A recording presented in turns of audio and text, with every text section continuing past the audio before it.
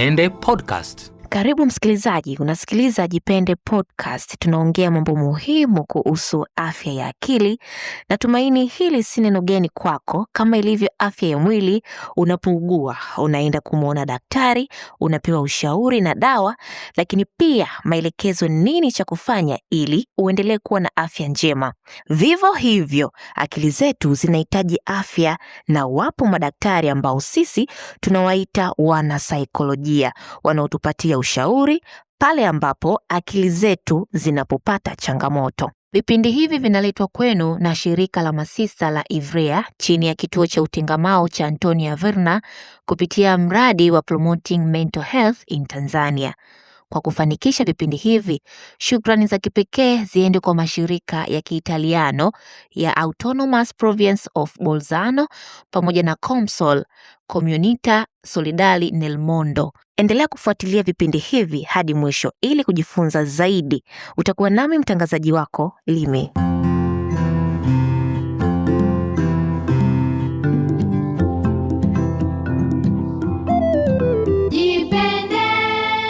Jipende Podcast. Tunapokuwa tunazungumzia afya ya akili, maana yake ni ustawi wa mtu. Okay. Katika namna anavyofikiri, katika masuala ya tabia yake, Ndio. jinsi gani anavyoweza kukabiliana na mihemko, Ndio. lakini pia jinsi gani anaweza kukabiliana na hisia zake, Ndio. lakini je, namna gani ambavyo anaweza kufanya kazi na kuweza kushirikiana vizuri na watu katika jamii.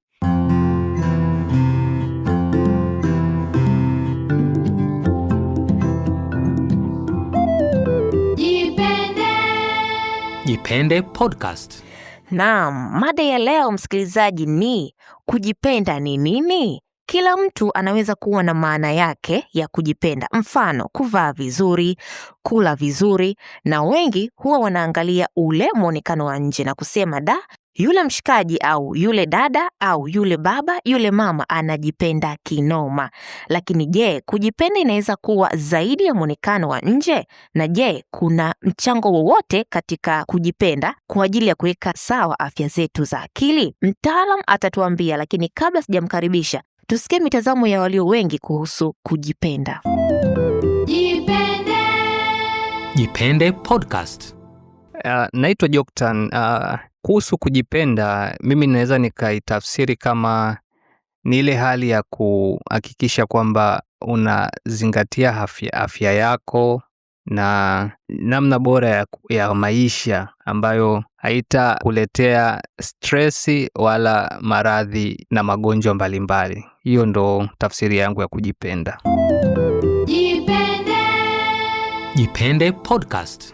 Yaani kujipenda ni kujithamini, kujikubali na kujijali wewe mwenyewe bila kujisahau au kujiona ni mtu ambaye haupaswi kuwa na kitu fulani. Kujipenda pia ni kujali afya yako ya kimwili na akili, kujisamehe mwenyewe pale unapokosea.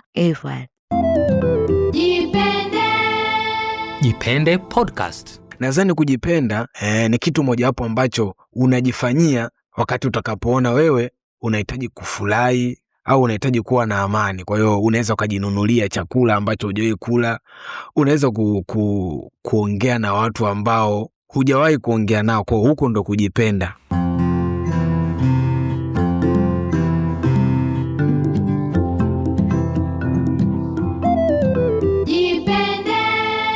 Jipende Podcast. Naam, nimerudi tena msikilizaji wangu. Sijui wewe unaelewa nini kuhusu kujipenda? Utatupa komenti yako kwenye kurasa zetu za kijamii Facebook na Instagram. Tunafahamika kama Boresha Radio. Lakini pia usisahau acha comment pale kupitia kurasa za Instagram pamoja na YouTube ya Antonia Verna. Hapa studio nipo na mgeni ambaye ni mbobezi wa masuala ya afya ya akili. Karibu sana mtaalamu. Asante sana ndugu mtangazaji. Mimi kwa majina naitwa Agnes Jeremia. Mimi ni mtaalamu wa masuala ya saikolojia na ushauri. Ninatokea katika kituo cha utengamao cha Antonia Verna, kinapatikana Kawe kanisani. Karibu sana studio. Asante sana. Leo tuko na mada hapa kupitia podcast yetu ya Jipende Podcast. Kujipenda ni nini? Sasa msikilizaji wetu hapa, kabla hatujaenda kwenye mada kuu ya kujipenda ni nini, tunatamani pia tufahamu kuhusiana na afya ya akili. Sawa, asante. Tunapokuwa tunazungumzia afya ya akili, maana yake ni ustawi wa mtu. Okay. Katika namna anavyofikiri, katika masuala ya tabia yake, ndio, jinsi gani anavyoweza kukabiliana na mihemko, ndio, lakini pia jinsi gani anaweza kukabiliana na hisia zake, ndio, lakini je, namna gani ambavyo anaweza kufanya kazi na kuweza kushirikiana vizuri na watu katika jamii. Hii ndo tunaweza tukasema maana ya afya ya akili. Afya ya akili. Ndio. Sawa, kujipenda kuna uhusiano gani na afya ya akili?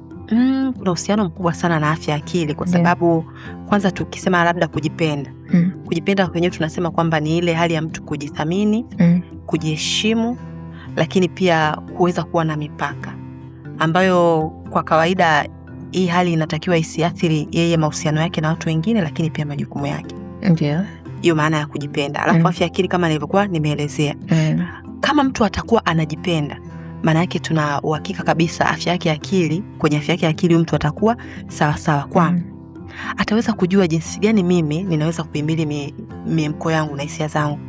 Kwa hiyo nikiwa nimechangamana na watu na napaswa kuwa makini katika kipengele hiki. Kwa hiyo atajua mimi huwa ni mtu mwenye hasira sana. Kwa hiyo nikiwa nazungumza na watu inabidi niweze kuwasikiliza watu alafu nisipende kuongea sana. Okay. Kwa hiyo hii tunaweza kuona jinsi gani kujipenda kunavyohusiana na afya ya akili. Kwamba mtu akishajipenda anakuwa anajitambua yeye. Okay. Ni vitu gani sasa vya kuzingatia ili niwe kwenye listi ya watu wanaojipenda? Sawa, asante. Hilo ni swali zuri sana. Kwamba mtu anaweza akasema mimi najipenda, lakini ukimwangalia sasa huyu anajipenda nini? Sawa. Kwa muonekano wa nje, sasa huyu anajipenda nini? Huyu anajipenda mbona yeye halali? Atasemaje anajipenda? Ndio. Huyu anajipenda mbona yeye anajali tu kuvaa tu, lakini mbona hali vizuri? Ndio. Kwa hiyo kujipenda kuna vitu vingi. Na hii tuseme kwamba huyu mtu anajipenda ni kuanzia muonekano wa ndani, kuanzia ndani yake na muonekano wa nje. Okay. Kwamba watu wanasema kabisa huyu mtu huyu dada anajipenda. Ndio. Kwa hiyo vitu ambavyo mtu anaweza akavifanya ambavyo tunaweza tukasema kwamba huyu mtu anajipenda au huyu mtu ajipendi. Kwa hiyo tutaangalia katika kipengele cha huyu mtu kwamba anajipenda. Cha kwanza, yeye mwenyewe kujitambua. Nilitangulia kusema mwanzoni kwamba kujitambua ni ile kujua ubora uliokuwa nao na madhaifu uliokuwa nao. Okay. Lakini katika kujitambua tu haitoshi kujitambua, maana mtu anaweza akawa anajitambua vizuri, mimi nina hasira, mimi ninapenda sana kuimba, lakini hivyo vitu ambavyo anaviweza na ambavyo ana shida asivifanyie kazi. Umeshajitambua kwamba wewe una changamoto fulani au una madhaifu fulani. Unawezaje kuyakabili hayo madhaifu uliokuwa nayo? Okay. Lakini pia kitu kingine kujifunza kusamehe. Okay. Kusamehe kuko kwa namna mbili. Kusamehe wengine na kujisamehe wewe mwenyewe. Kuna vile vitu mtu anafanya vinakuwa vinamuumiza sana na vinasononesha nafsi yake. Na unakuta anasema mimi ni mtu mbaya sana. Kwa nini nilifanya vile? I say, nimewafanya watu wote wameweza kufilisika. I say, nimemfukuza vile mtu kazini. Nimeshindwa kufanya hiki. Nimeshindwa kutimiza majukumu yangu kama baba. Mimi ni baba mbaya. Kwa hiyo unakuta yeye ndani yake anakuwa anajihukumu. Kile kitendo cha yeye kujihukumu kinamfanya yeye anashindwa kujisamehe. Hichi kitu kinaenda kuathiri afya yako ya akili kwa ukubwa zaidi. Lakini ukiweza kujisamehe, kusema ni kweli nimekosea. Kwa hiyo tunapaswa kusamehe na kujisamehe na kuachilia mambo ili kuweza kuruhusu akili zetu kupokea vitu vipi. Haiwezekani mtu unakaa na jambo ambalo limekukwaza, mtu amekukwaza miaka 10 unamshikilia moyoni. Unawezaje kupiga hatua kwa staili hiyo? Kwa sababu jinsi unavyokaa na mtu moyoni na ile changamoto au ile wazo linazidi kukua, anazidi kujaa na unashindwa kusogea mbele. Lakini pia kitu kingine cha msingi sana ambacho ndo watu wengi tunafikiria labda ndo kujipenda, kujali afya yako ya mwili na ya akili. Hapa tunazungumzia kula vizuri, kufanya mazoezi, kuvaa sawa sawa, muonekano unaonekanaje. Huyu binti ni labda ni mfanyakazi wa sehemu fulani, lakini mbona anaonekana mtu rafu sana? Huyu mtu ni labda mbona anapata pesa nyingi, mbona anakula vibaya? Hata ajipendi. Hapo ndo watu wengi tunafikiria labda ndo kujipenda. Lakini kujipenda ni zaidi ya hivi. Kwamba mtu nimeongezeka kilo, naona afya yangu mwili wangu unataka kunizidi hivi. Kuja nifanye mazoezi nipunguze kilo. Hebu kuja niangalie wataalamu wanasema nile vyakula gani. Huko ndiko kujipenda. Lakini pia nimepata changamoto. Kuna vitu naona vinanisonga, nashindwa kuvihimili, nashindwa kuvistahimili. Yaani sina ile stahimili navyo. Nifanyeje? Kuja nitafute ushauri wa wataalamu. Okay. Kuja nitafute mtu nijaribu kuzungumza naye, labda anaweza akanipa msaada. Huko pia ni kujipenda. Kujipenda. Usitake kubaki na vitu vyote peke yako. Okay. Akili zetu zina kiwango cha mwisho kufanya kazi. Baada ya hapo tunahitaji tupate msaada kutoka kwa wataalamu au watu wetu wa karibu ambao wanatuzunguka. Kwa hiyo kwenye kujipenda unaweza kukutana na changamoto nyingi. Ndio. Ikiwemo na watu kusema vibaya. Lakini kitendo cha watu kukusema vibaya akipaswa kukufanya wewe kubadilisha misimamo yako na mitazamo yako juu ya maisha. Lazima ujue unataka nini. Okay. Iko ndo cha kwanza. Na katika unachokitaka, jinsi gani ya kukisimamia. Kama wewe unachokitaka ukienda kinyume na mipaka yako, utakikosa kwa sababu ya kufurahisha watu, manake utafeli. Ndiyo. Kwa hiyo lazima ujue kwamba watu lazima watasema, siwezi nikazuia watu kusema, lakini cha msingi ni mimi kusimamia nini? Misimamo yangu na mipaka yangu. Okay. Na kile kitu ambacho mimi ninakihitaji. Okay. Hicho ndio kitu cha msingi sana. Kwa sababu sisi wote ni binadamu lakini hatufanani. Tunaweza tukafanana tu kwa maumbile, lakini katika fikra na mitazamo, na kila mtu ukimwambia ukimuuliza unataka nini na unataka kuwa nani, akakwambia tofauti. Na ili uwe vile unavyotaka lazima ujitengeneze. Kwa hiyo lazima tujue tunaishi na watu wa namna gani na wanaweza wakawa na mtazamo gani juu ya maisha yetu, juu yetu sisi na vile tunavyoishi nao. Okay. Yeah. Sawa, tujuze sasa kuhusiana na matokeo au faida chanya zinazotokana na kujipenda kwa afya ya akili. Sambie faida yake sasa kwa afya ya akili. Ukijipenda unafaidika nini kwenye afya ya akili? Kwanza ili mtu uweze kufanikiwa lazima ujipende. Okay. Na umejipenda ikasababisha wewe kufanikiwa. Ndio. Maana yake moja kwa moja afya yako ya akili itakuwa sawa. Utakuwa na furaha ndani yako.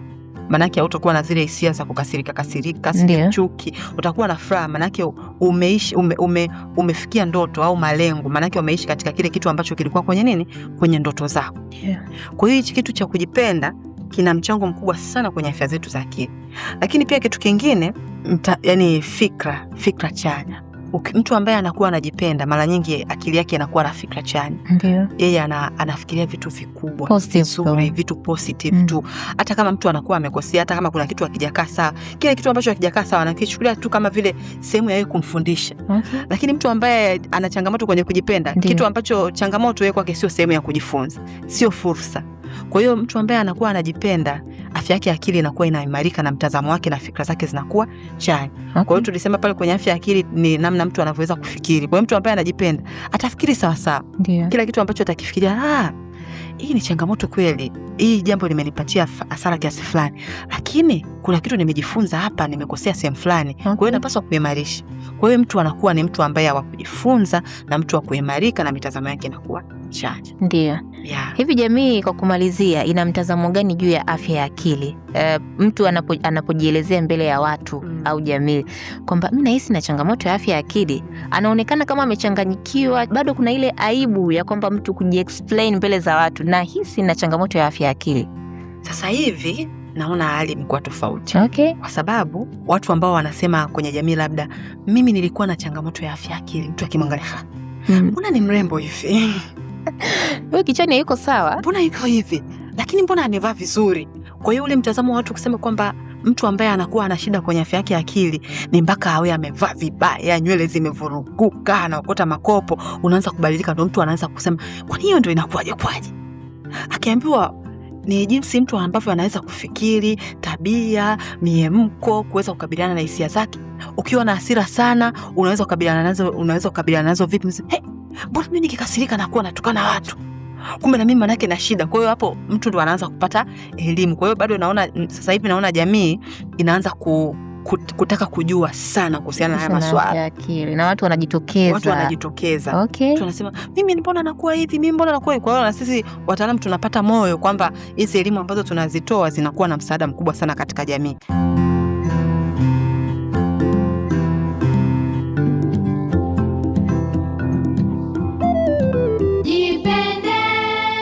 Jipende Podcast. Asante, mimi naitwa Isa, nafanya kazi ya ulinzi, mshahara wangu ni 200,000. Nina mke na mtoto mmoja. Nina wadogo zangu 2 nilioacha huko kijijini ambao wote wanasoma na wananitegemea. Wakati mwingine nafanya vibarua tu kuongeza kipato. Kuna siku zingine silali kabisa, na muda mwingine hata nikiwa naumwa inabidi tu niende. Kuna muda nikirudi nyumbani najikuta nakuwa mkali kwa mke wangu bila sababu za msingi. Kadri siku zilivyoenda, nilijiona vile ninavyokosa furaha na kudhoofika mwili, lakini bado niliamini kuwa inabidi nifanye hivyo kwa ajili ya wanaonitegemea. Niliamini mwanaume hachoki, na nikionyesha kuchoka nitachekwa kwamba nimeshindwa kuhudumia familia yangu pamoja na ndugu zangu waliopo huko kijijini. Sikujua nini cha kufanya hadi pale nilipopata fatiki na kuanguka nikiwa kazini. Nilipopelekwa hospitali, daktari alinishauri kupumzika, lakini bado haikuwa suluhisho hadi pale nilipoamua kuanza kujijali mimi kwanza. Kwa kupata muda wa kupumzika, kula vizuri, kuvaa vizuri, kufurahisha moyo wangu kwanza na familia yangu. Nilipoweza ndipo niliwatumia kijijini kidogo kilichobaki. Hivi sasa naona unafuu mkubwa. Unajua dada yangu, Waswahili husema mti usio na mzizi huanguka kwa upepo mdogo tu. Na vile vile mtu asiye na matendo thabiti ya kujipenda huchukua muda kitambo tu kabla ya kuelemewa na haya majukumu. Inaruhusiwa kupumzika, inaruhusiwa kuchoka, inaruhusiwa kuomba msaada. Ni muhimu kujua kuwa unaweza kusaidia bila kuelemewa. Anza kwa hatua ndogo za kupumzika bila hatia, kujitanguliza kutatua matatizo yako, kujua kusema hapana unaposhindwa. Kujipenda pia ni kuweka mipaka, kuwa na heshima kwa wengine bila kukubali kudhalilika.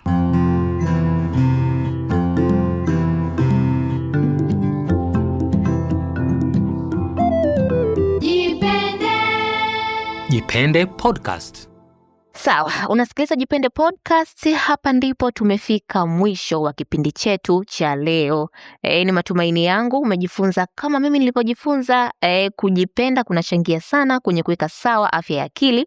Wengi hawazingatii masuala ya afya ya akili, lakini ni swala muhimu sana na linalochangia pakubwa kwenye ustawi wa maendeleo yetu binafsi na uchumi.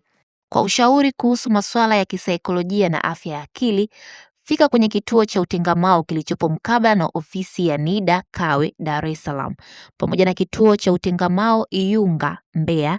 Kwa taarifa zaidi tembelea kurasa zetu za mitandao ya kijamii, Sisi na Jamii, Antonia Verna, Iyunga Simama CBR na Boresha Radio. Podcast hii imeandaliwa na Ruka Creatives. Kwa pamoja tunasema kujipenda ni ustawi wa afya ya akili. Vipindi hivi vinaletwa kwenu na shirika la masista la Ivrea chini ya kituo cha Utengamao cha Antonia Verna kupitia mradi wa Promoting Mental Health in Tanzania. Kwa kufanikisha vipindi hivi, shukrani za kipekee ziende kwa mashirika ya Kiitaliano ya Autonomous Province of Bolzano pamoja na Comsol, Comunità Solidale nel Mondo.